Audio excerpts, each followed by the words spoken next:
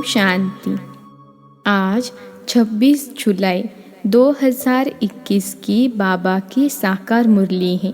मुरली के महावाक्य हैं, मीठे बच्चे, याद की यात्रा में कभी थकना नहीं। देह अभिमान के तूफान थकाते हैं। देही अभिमानी बनो तो थक दूर हो जाएगा। प्रश्न है, कौन सा संस्कार 21 जन्मों की श्रेष्ठ तकदीर को बिगाड़ने वाला है? उत्तर है, अगर किसी में रूठने का संस्कार है, बाप से व पढ़ाई से रूठ जाते हैं तो 21 जन्मों की तकदीर बिगड़ जाती है।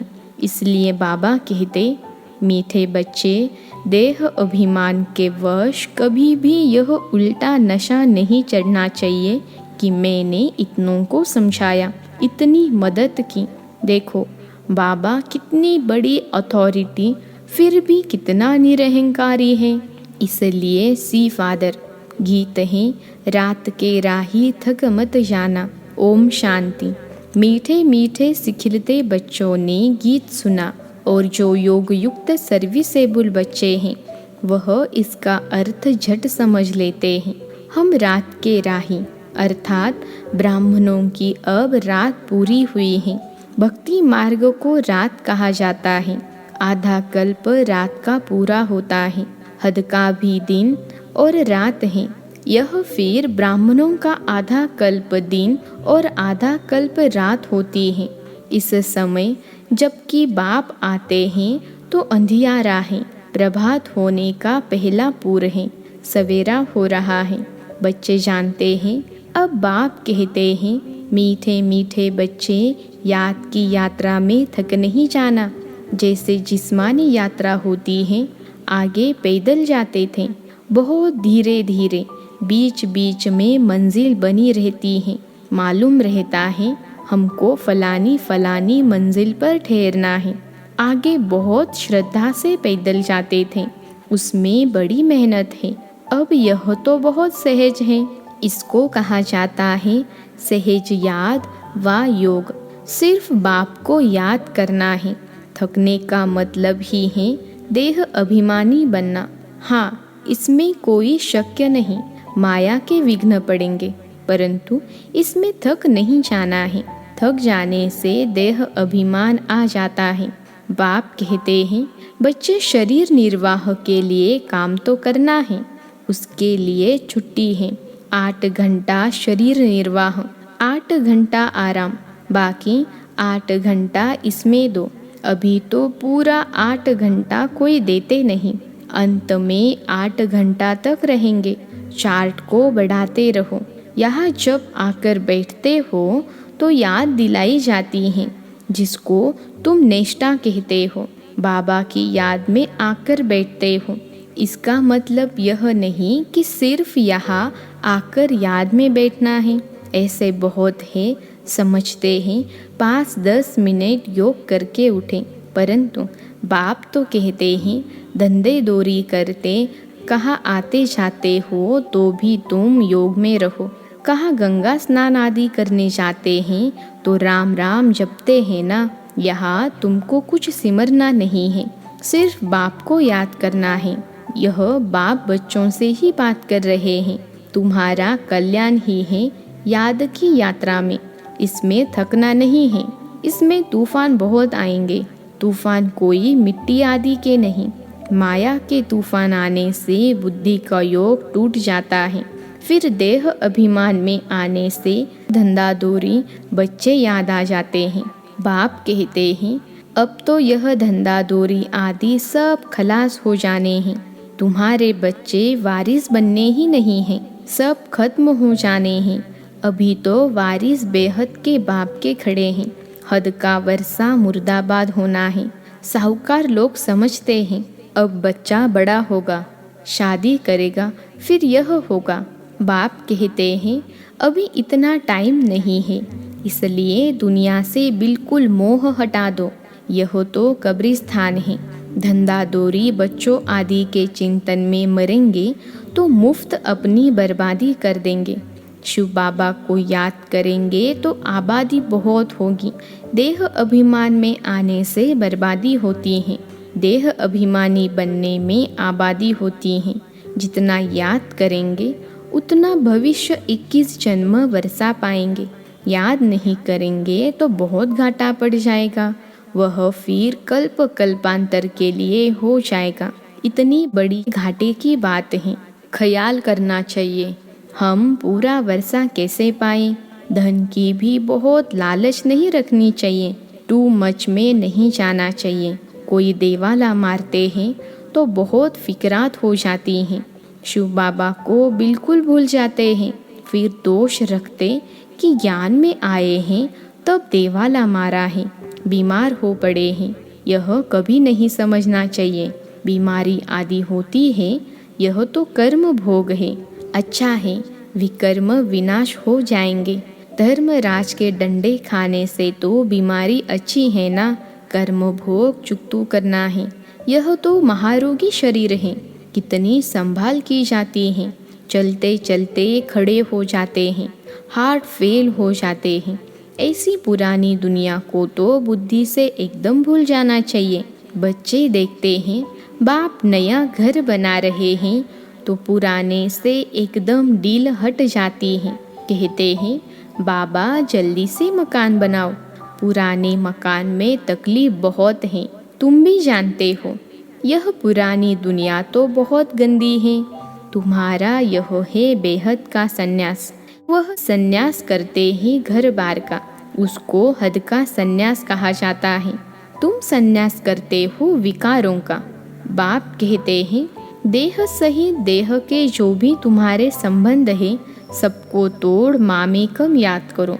यह दुनिया जो इन आँखों से देखते हो इनको भूल जाओ। अभी तुम्हारी बुद्धि जानती है हम स्वर्ग की राजधानी के लिए पुरुषार्थ कर रहे हैं। ज्ञान का तीसरा नेत्र मिला है। यह सब कब्रिस्तान हो जाना है, इससे प्यार नहीं रखना है। आजकल मनुष्यों के पास पैसे बहुत हैं तो विकार भी तेज हो गए हैं। काम विकार कितना तेज है, काम बिगड़ रह नहीं सकते। 4-5 वर्ष पवित्र रहे, फिर लिखते हैं बाबा आज इनको भूत लगा, काला मुंह कर दिया। कितना धक्का खाया, एकदम 5 मार यानी मंजिल से गिरे। पहले पहले है देह अभिमान, ऊपर से गिरा ठक पुर्जा पुर्जा हो गया। खलास हड़गुड़ बिल्कुल ही टूट जाते हैं। फिर पुरुषार्थ करने में टाइम लगता है। यह है सबसे बड़ी चोट। इसलिए बाबा कहते हैं काम महाशत्रु है। विकार को ही पतितपना कहा जाता है। कहते हैं बाबा हमको पतित से पावन बनाओ। भारत में ही संपूर्ण निर्विकारी थे ना, भारत ही निर्विकारी था, अब भारत विकारी है। संपूर्ण निर्विकारी सूर्यवंशी को कहेंगे। बल रामचंद्र के राज्य में भी विकार की बात नहीं रहती, परंतु कला तो कम हो जाती हैं। 2500 वर्ष कम हो गए तो वह दुनिया की ताकत तो कम हुई ना, इसलिए उनको सतो प्रधान फिर सतो कहा जाता है। तुम चाहते हो हम मम्मा बाबा को फॉलो कर सूर्यवंशी महाराजा महारानी बने। इसमें तकलीफ व खर्चे आदि की तो बात ही नहीं है। इसमें मुख से कुछ बोलना भी नहीं है, सिर्फ याद करना है। इसको ही सहज योग कहा जाता है। इसमें बड़ी मेहनत चाहिए। बाबा के आगे तो सब महारथी हैं। इसमें योग पूरा चाहिए तब कुछ तीर लगे। योग बल है ना, योग की बहुत कमी है। विघ्न भी योग में बहुत पड़ते हैं। बेहद का बाप मीठे मीठे बच्चों को बैठ समझाते हैं। बाप से व पढ़ाई से कभी रूठना नहीं है। रूठेंगे तो 21 जन्म तकदीर से रूठेंगे। बड़े अच्छे अच्छे बच्चे भी रूठ पड़ते हैं। नशा चढ़ जाता है देह अभिमान का। मैंने इतनों को समझाया है। देह अहंकार आने से ही फिर गिर पड़ते हैं। इसमें अहंकार नहीं आना चाहिए। शिव बाबा को कोई अहंकार है? कितना निरअहंकारी है और है कितनी बड़ी अथॉरिटी। कहते भी हैं मैं साधारण तन में साधारण घर में आता हूँ, साहूकार के घर में थोड़े ही आता हूँ। तो अब बच्चों को जागना है। बाबा युक्तियाँ तो बड़ी अच्छी बतलाते रहते हैं, तुम बच्चों की ही देरी हैं। ड्रामा अनुसार अजून अवस्थाएं जोर नहीं भरी हैं, आगे चल जोर भरेगी। हम गवर्नमेंट को इतला करते हैं कि इतने इतने वर्षों में स्वर्ग की स्थापना हो जाएगी। यह अखबार आदि में मनुष्य पढ़ेंगे तो आकर तुमसे पूछेंगे, थोड़े वर्ष के अंदर स्थापना होगी तो विनाश भी जरूर होगा। ढेर आएंगे। यह प्रॉपर्टी आदि थोड़े समय के लिए है। इस प्रॉपर्टी को तुम कोई प्रॉपर्टी थोड़े ही समझते हो। तुम जानते हो यह तो थोड़े रोज के लिए है। यह मकान आदि रहने के लिए बनाए हैं, क्योंकि मधुबन में बहुत बच्चे आते हैं रिफ्रेश होने के लिए। हेड ऑफिस मधुबन है। आज तुम क्या करते हो, कल क्या करेंगे?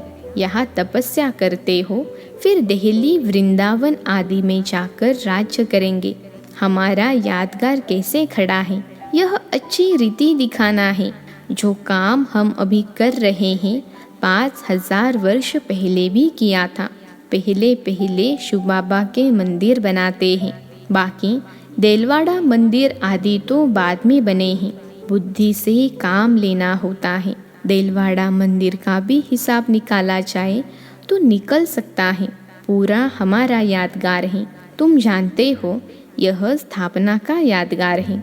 तुम मीठे मीठे बच्चों को बहुत खुशी होनी चाहिए। यह सब सर्विस बढ़ाने की युक्तियाँ निकालनी है।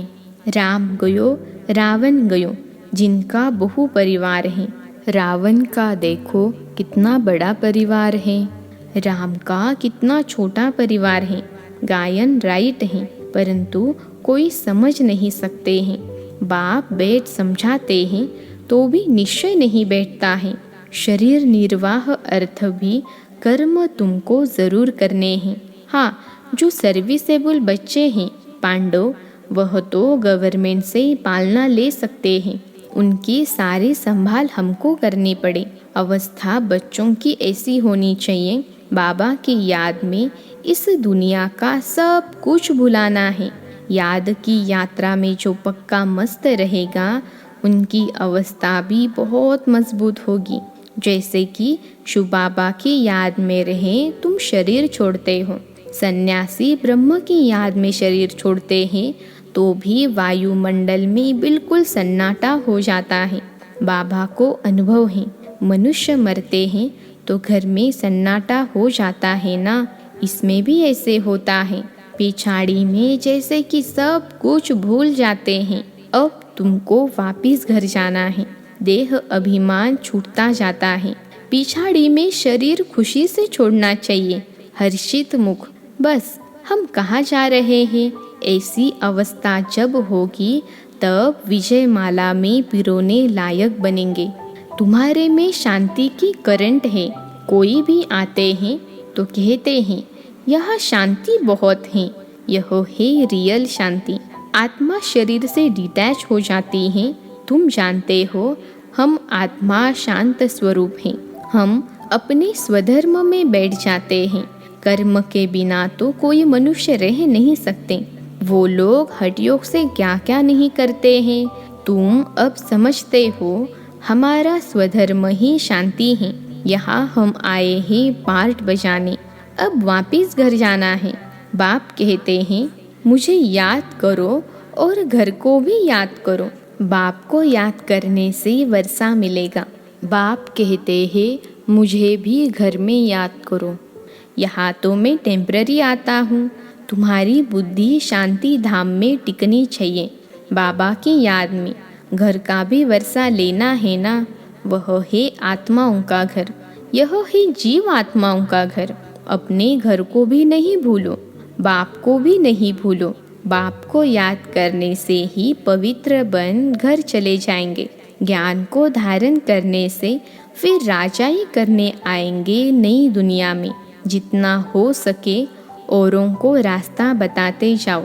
Always see father. तुम जानते हो बाप ने क्या किया? सब कुछ माताओं को दे दिया। उसने ही डायरेक्शन दिया कि सब कुछ माताओं की सर्विस में लगाओ। एक को देख दूसरे ने फॉलो किया। स्वाहा हो गए। परंतु फिर जब टिक भी सके ना, ड्रामा अनुसार भट्टी भी बननी थी। पाकिस्तान हिंदुस्तान हुआ। तुम्हारी भट्टी पहले शुरू ही हुई पाकिस्तान में। तुमने नदी को क्रॉस किया। शास्त्रों में तो क्या क्या बातें लिख दी है, प्रैक्टिकल में तो तुम अब सुनते हो ना, फिर कल बात तुम ही सुनेंगे। अब बाप कहते हैं हियर नो इविल, धंधा आदि भल करो, परंतु हियर नो इविल। बाप कहते हैं हर बात में श्रीमत लो। बाबा इस हालत में हम क्या करें, तो बाबा सब बता देंगे। कोई भी बात पूछनी हो तो तुम बाबा के पास आओ। तुम डरते क्यों हो, कदम कदम पर पूछना है। श्रीमत पर चलने से कदम कदम में पदम है। तुम्हारा सेकेंड बाय सेकेंड जो पास होता है उसमें पदम है। तो कितनी कमाई हो रही है। अच्छा, मीठे मीठे सिखिलते बच्चों प्रति माता पिता बाप दादा का याद प्यार और गुड मॉर्निंग। रूहानी बाप की रूहानी बच्चों को नमस्ते। हम रूहानी बच्चों की रूहानी माता पिता बाप दादा को याद प्यार, गुड मॉर्निंग और नमस्ते बाबा नमस्ते। धारणा के लिए मुख्य सार। पहली पॉइंट है विजय माला में पिरोने के लिए इस शरीर से डिटैच होने का पूरा पूरा पुरुषार्थ करना है। देह अभिमान को छोड़ते जाना है। इस दुनिया को बुद्धि से भूलना है। दूसरी पॉइंट है टू मच धन के लालच में नहीं जाना है। बाप की याद के सिवाय दूसरा कोई चिंतन न रहे। कभी भी बाप से व पढ़ाई से रूठना नहीं है। आज का वरदान है परिवर्तन शक्ति द्वारा सर्व की शुक्रिया के पात्र बनने वाले विघ्न जीत भव। परिवर्तन शक्ति द्वारा सर्व की शुक्रिया के पात्र बनने वाले विघ्न जीत भव। विश्लेषण है यदि आपका कोई अपकार करे तो आप 1 सेकेंड में अपकार को उपकार में परिवर्तन कर दो। कोई अपने संस्कार स्वभाव के रूप में परीक्षा बनकर सामने आए तो आप एक की स्मृति से ऐसी आत्मा के प्रति भी रहम दिल के श्रेष्ठ संस्कार स्वभाव धारण कर लो।